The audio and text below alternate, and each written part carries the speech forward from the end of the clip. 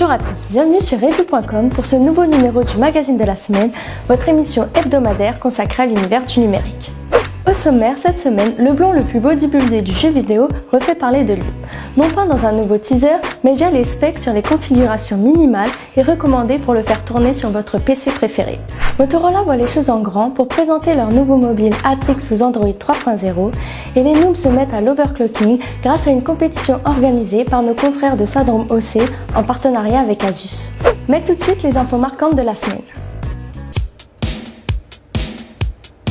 Bonjour à tous, comme vous le savez chez Review nous sommes très portés sur la chose, par là j'entends bien entendu les mobilités et le jeu vidéo, c'est pourquoi nous vous proposons toutes les semaines l'actu qu'il ne fallait pas manquer dans une rubrique qui leur est dédiée. On ne parle que de lui en ce moment, Duke Nukem Forever devrait débarquer sur nos machines le 10 juin prochain. Après 14 ans d'attente insoutenable pour les fans et des teasers à n'en plus finir, 2K Game communique cette semaine sur les configurations minimales et recommandées pour espérer y jouer. On y apprend donc que le jeu sera bel et bien jouable sur à peu près n'importe quelle machine, la configuration recommandée demandant au minimum 2,4 GHz pour le processeur et une carte accélératrice 3D de type 8800 GTS ou HD 3850.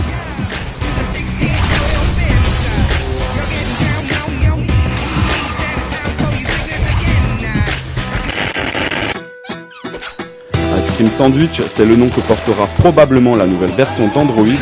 Après avoir passé en revue toutes les sucreries possibles et imaginables, Google confirme indirectement l'information via un mail envoyé par un de ses employés à un développeur du forum Android Open Source Project. Ice Cream Sandwich, un nom plutôt révélateur quand on sait que la prochaine mouture d'Android devrait combiner 16 OS pour mobile et smartphone, afin qu'il n'en reste qu'un seul capable de fonctionner sur les deux plateformes. Après les rumeurs, c'est désormais officiel, Nintendo baissera prochainement le tarif de la Wii. D'après Nintendo France, cette baisse devrait se ressentir sur notre territoire d'ici le 20 mai prochain et le nouveau prix de la console devrait, si tout se passe bien, tourner autour des 150 €. Mais rien n'est officiel pour le moment. Concernant le bundle, Nintendo remplacera le classique Wii Sport Resort pour laisser place à Mario Kart Wii. Une bonne nouvelle pour ceux qui aiment les vrais jeux.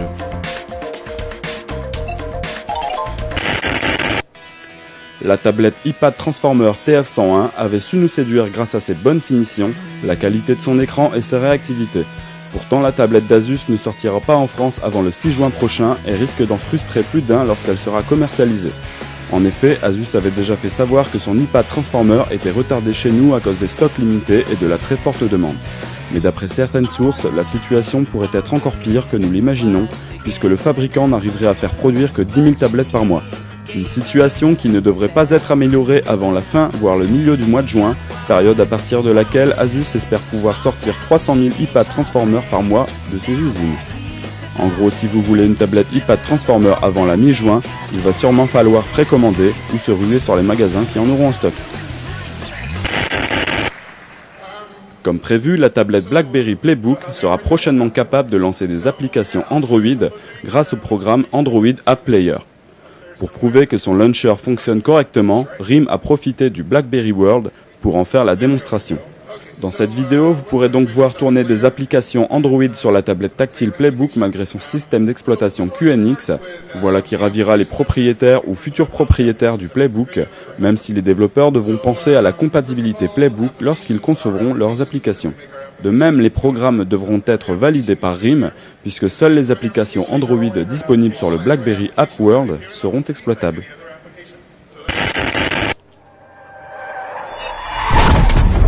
2011 aura aussi droit à son Need for Speed, et cette année il se nommera Need for Speed The Run.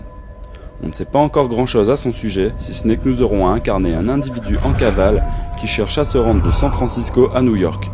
Bien sûr, le monsieur ne se baladera pas en Vélib, mais dans des bolides de marque qui représentent.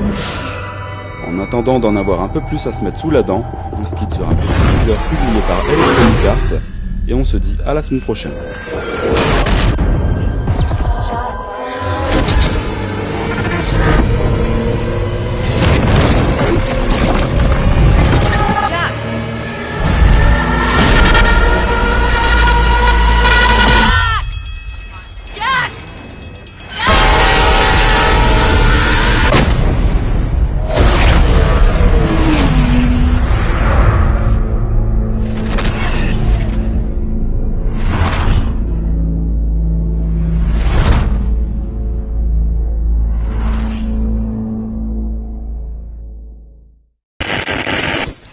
l'appli des smartphones, difficile de s'y retrouver. À tel point que pour se démarquer des autres concurrents, certains constructeurs débordent d'imagination en adaptant les caractéristiques de vos mobiles aux usages de votre vie quotidienne. C'est le cas de Motorola et nous vous proposons, pour vous le prouver, un aperçu de leur nouveau mobile à base de Tegra 2, l'Atrix.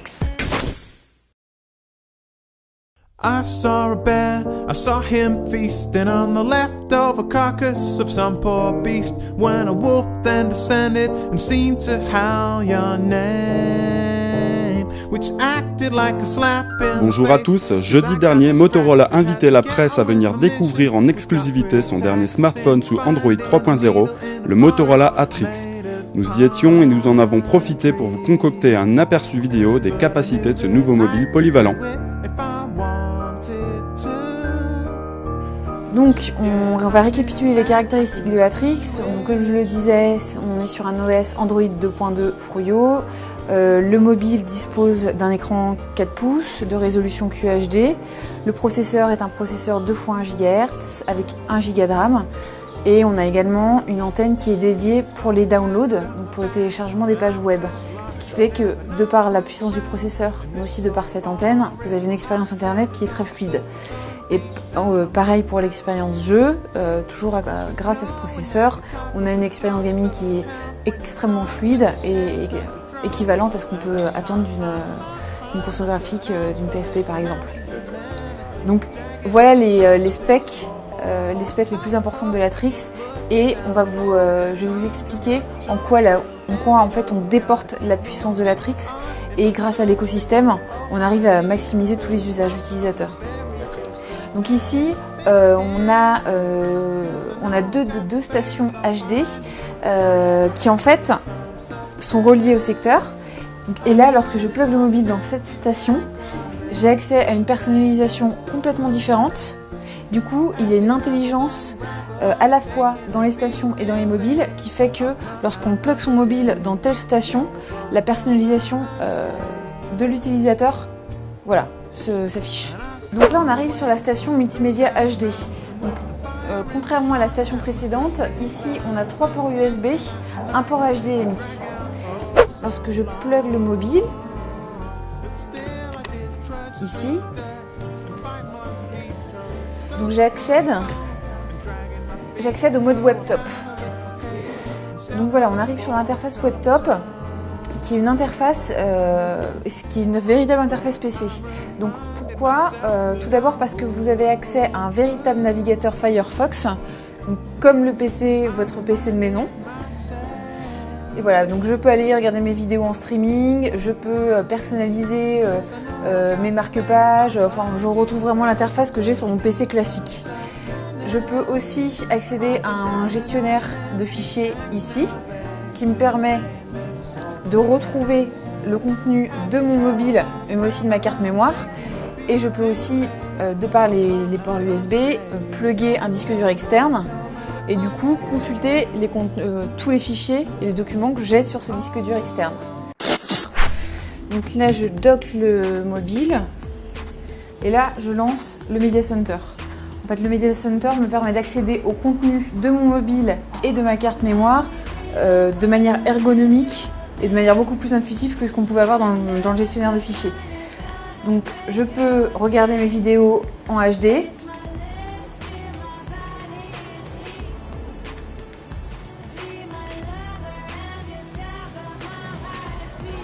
Je peux aussi contrôler le volume avec la petite télécommande qui est commercialisée avec la HD Dock. Avance rapide, j'ai vraiment accès à tout avec la petite télécommande. Et vous pouvez aussi retourner dans le mode webtop, toujours depuis la télécommande. Et là, on va retrouver l'interface qu'on avait en bas lorsqu'on était dans le bureau. Donc l'interface webtop, avec le mobile et l'univers PC. Et là, on retrouve exactement la fenêtre. Quand on l'a déconnecté, il s'était arrêté à cet endroit-là. Dans l'accessoire voiture, là, tout de suite, l'interface adaptée se déclenche automatiquement. Ici, j'ai accès à la navigation grâce à Google Navigation. Ici, vous avez accès à votre musique qui est contenue dans votre mobile. que du coup, vous pouvez écouter en connectant le mobile avec le jack 3.5 si votre voiture dispose d'une connectivité 3.5. Vous pouvez également passer des appels, accéder à vos contacts, regarder vos photos, et après, libre à vous de personnaliser en fonction de vos envies toutes les petites cases qui sont donc adaptées à la navigation voiture de par leur taille. Donc on a vu l'utilisation du produit dans votre bureau, dans le salon, dans la chambre. Maintenant, on est sur un usage en déplacement, donc ultra mobilité. On a cet accessoire donc, qui s'appelle la Lapdock, qui est un composé d'un écran de 11,6 pouces, d'un clavier, de 2 ports USB à l'arrière, d'un jack 3.5, de 2 haut-parleurs stéréo et de 2 batteries qui vous donnent une autonomie de 7 heures.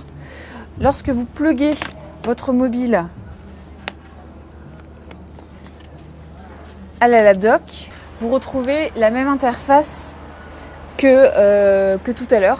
Donc toujours cet univers PC, l'accès au mobile et là c'est vraiment pour un usage en mobilité lorsque vous êtes à l'hôtel, que vous souhaitez travailler sur des documents et ce genre de choses. Et vous pouvez, en fait, lorsque le mobile est connecté à la Lapdock, le mobile se recharge. Donc c'est la Lapdock qui recharge le mobile. Mais lorsque la Lapdock n'aura plus de batterie, elle va s'éteindre. Et par contre, vous récupérerez votre mobile chargé. Voilà. C'est sur une brève présentation de la tablette Zune que nous finissons cet aperçu, une ardoise que le constructeur tient particulièrement à mettre en avant puisque c'est elle qui inaugurera pour la première fois l'arrivée du système Honeycombs Android 3.0. Sur ce, à la prochaine et rendez-vous pour un nouvel aperçu dans une semaine, ou pas.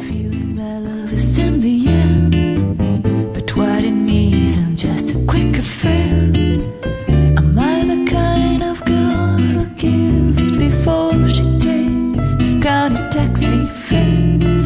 The fanny's in the chasing, and fanny's what I'm having. For you, it's so fun. Hot springs and Coca-Cola.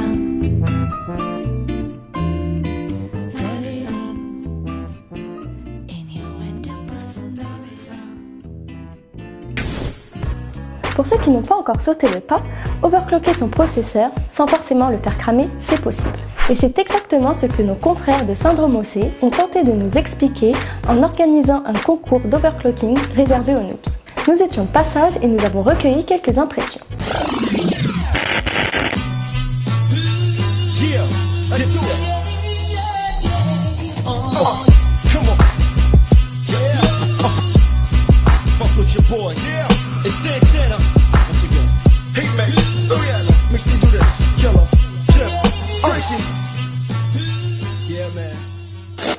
Alors nous sommes aujourd'hui à Surcouf-Daumesnil avec Bifrost d'OC Team qui va nous parler un petit peu d'une manifestation d'overclocking qui est organisée.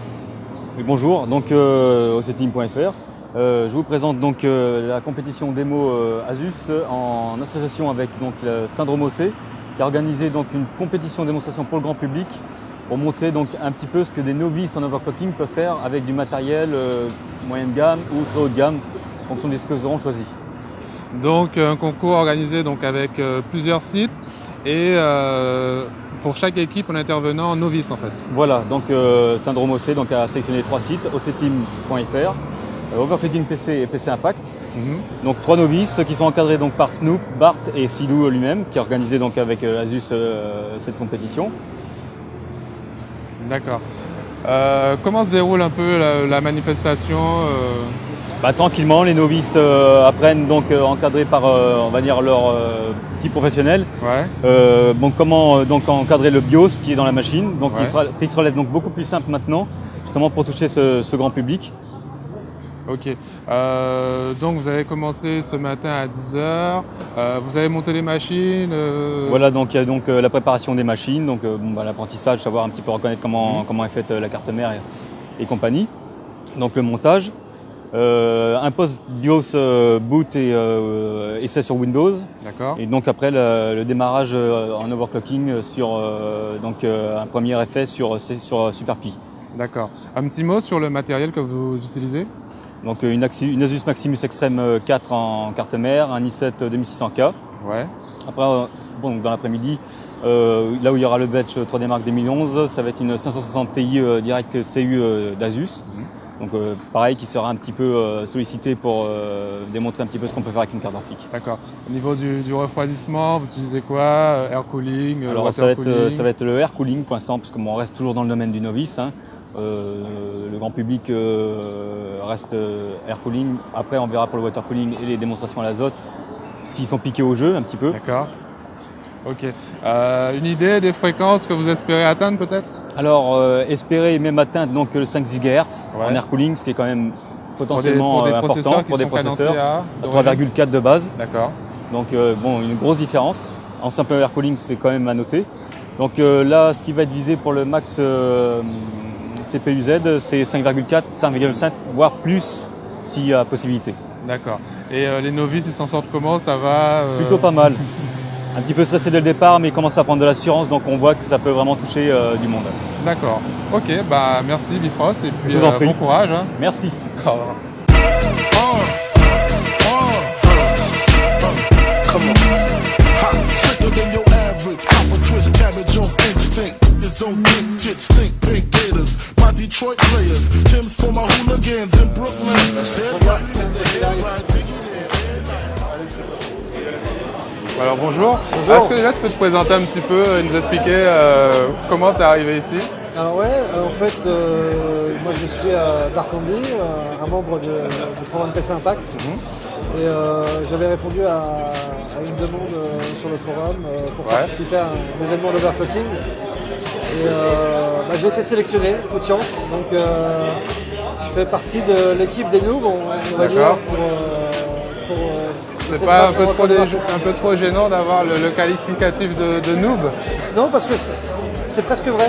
C'est-à-dire que je reste quand même un amateur face à justement des personnes avec qui, je suis en duo. Et j'apprends déjà énormément de choses aujourd'hui que je ne savais pas justement sur ce type de configuration. Ok.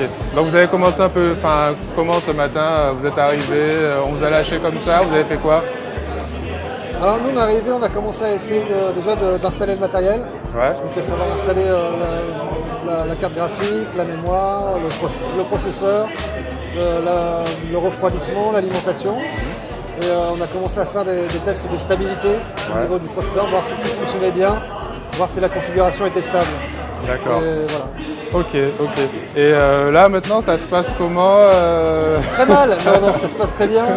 On a juste quelques petits réglages à effectuer. On a rencontré un petit problème ce matin suite à une barrette de RAM qui nous a lâché. Donc ce qui fait qu'on a dû trouver une solution de remplacement. Donc pour l'instant ça se déroule pas trop mal. On a encore pas mal de réglages à effectuer. En fait j'ai changé de participant en fait. Celui qui a cramé la barrette, il est plus là. D'accord. C'est moi. C'est toujours moi. On a vu que vous utilisez des cartes mères Asus avec le nouveau BIOS, là, l'UEFI. Pas trop dérouté avec l'emploi de la... Beaucoup. Voilà. Beaucoup du fait qu'en fait en BIOS UEFI on utilise beaucoup la souris et ça déstabilise parce qu'avant on était habitué à se balader avec le clavier. C'est juste un petit temps d'adaptation après. D'accord. Ça c'est quand même beaucoup plus visuellement c'est quand même beaucoup plus agréable parce que c'est plus propre. Ok. Bah comment il est ton coach? Il te coache bien, il est pas trop dur? C'est horrible, il me maltraite, il me nourrit pas. Et, il crie tout le temps. D'accord. Non, dans l'ensemble ça va. Il m'explique énormément de choses. Et j'espère que je vais gagner quoi. Ok, c'est tout ce qu'on te souhaite. Hein. Bonne chance et puis voilà. Ça porte malheur. Alors cette fois nous sommes avec Stan de Cooler Master. Stan, est-ce que tu pourrais nous expliquer un petit peu votre implication par rapport à cet événement d'overclocking? Oui, tout à fait. Donc là, nous sommes en partenariat avec Asus. Et comme nous faisons des produits complémentaires, donc au niveau de l'alimentation, du châssis, des ventirades, donc on est spécialisé dans tout ce qui est refroidissement processeur, alimentation, tout ce qui permet de faire découvrir aux gens l'overclocking, D'accord. mais pas forcément en azote liquide. On fait des produits que les gens peuvent utiliser tous les jours dans leur machine. D'accord. Donc pas forcément à remplir toutes les 2 heures, à faire de l'overclocking extrême. Donc sur les machines utilisées par les overclockers, il y a les éléments Cooler Master. Exactement. Donc là, c'est sur une plateforme Asus, donc au niveau de la carte mère et de la carte vidéo. Et nous, on fournit le ventilateur processeur, donc ce qui refroidit le ventilateur processeur. Donc c'est un V10 de chez Cooler Master avec effet Peltier. En alimentation, c'est de la Salon Pro Gold 1000 watts, donc qui a la plus haute norme en grand public. Et au niveau de la table de bench aussi, c'est des plateformes de test. Donc quel est l'intérêt pour vous, Cooler Master, en fait, d'être présent ici aujourd'hui pour cette compétition d'overclocking? Voilà. Donc en fait, tout le monde pense que l'overclocking c'est réservé à quelques personnes qui s'y connaissent. Mais maintenant, les produits sont tellement performants qu'au départ, par exemple, les alimentations Gold, c'était prévu surtout pour les serveurs. Et là maintenant, on offre ce genre de qualité au grand public aussi. Donc ça leur permet de tirer le maximum du processeur et de leur matériel. Par exemple, avec un processeur de moyenne gamme, aux environs de 300 €, vous pouvez avoir les performances d'un processeur de 500 ou 600 €. Ouais. Donc tout le matériel maintenant est étudié au niveau fiabilité, au niveau qualité de fabrication, pour faire ce genre d'opération. D'accord. Bah, merci Stan, et on espère que les overclockers vont réussir à atteindre des records grâce à votre matériel. D'accord, merci beaucoup. Salut, au revoir. Et voilà, le Mag Review c'est fini, mais on se retrouve dès la semaine prochaine pour toujours plus d'informations et de reportages à vous partager. À très vite.